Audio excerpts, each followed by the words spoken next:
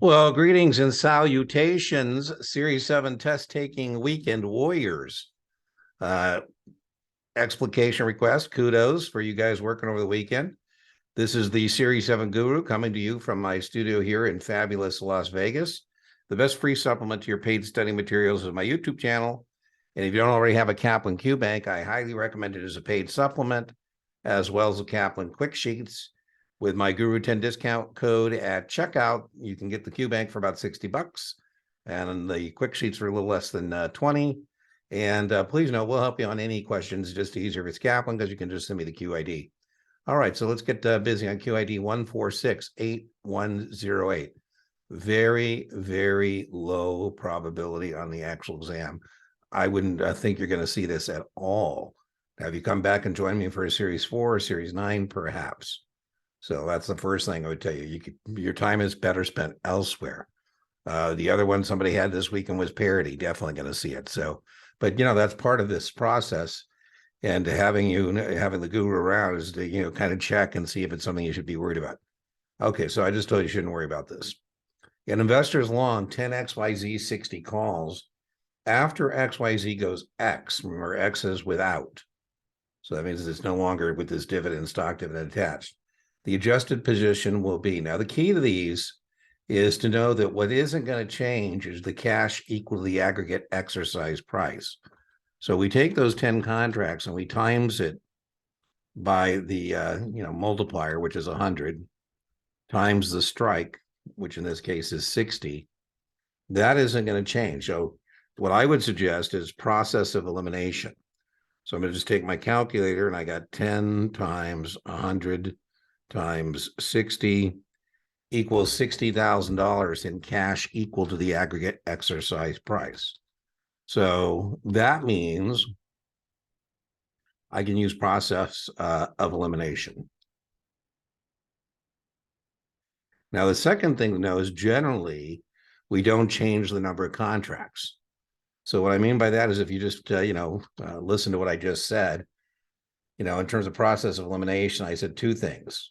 I said, we don't change the cash equal to the aggregate exercise price, which in this case is 60,000. So I'm going to be looking for 60,000 in my answer. And I said, we don't generally change the number of contracts.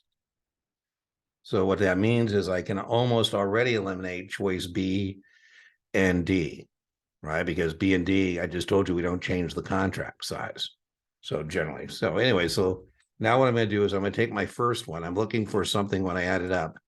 By the way, I still would have been able to get this with eliminating choice C because it doesn't have cash equal to the aggregate exercise. But let me just try first one. So I'm going to take my 10 contracts. And the multiplier now they're suggesting is 150. So I'm going to take 10 times 150, use the multiplier as 100. And I'm going to times that by the strike they're offering me. And indeed, that equals $60,000. So choice A looks pretty damn good. Let's look at choice B. Remember, I need to have something that equals cash equal to the aggregate exercise price. Now, you could do a lot of math here. I don't suggest it's worth the time, but 15 times the multiplier they're offering me, which is 100, times the strike, which is 60. And when I do that, I get $90,000. I just told you it has to be something that adds up to $60,000. So far, we've got a choice that meets that criteria. And let's look at choice C. Choice C says it's 10 contracts. They tell me the multiplier is 150, and they tell me the strike is 60. When I take the 10 times the multiplier offered, 150 plus the strike, that too is $90,000. And we said it's not going to be something that doesn't add up cash equal to the aggregate exercise price. So it looks like A is still working pretty good for me.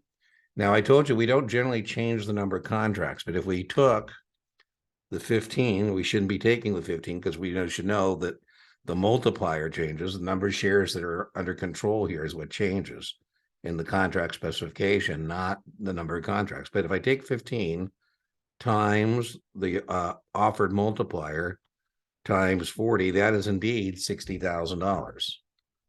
So we have a 50-50, but as we said, we don't change the number of contracts.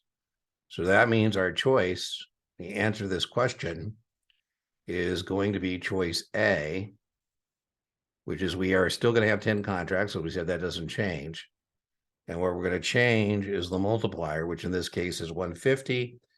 And the strike that's offered to me, if I do the 10 times the 150 times 40, is still equal to cash equal to the aggregate exercise price. And the choice is, the answer is A. Please note, this is very low probability. I wouldn't be spending a lot of time on this. Your time is better spent elsewhere. That being said, remember, inch by inch, series 7 is a cinch. Yard by yard, series 7 is hard. And I'll see you for any other explications you have, requests you have over the weekend. Bye-bye.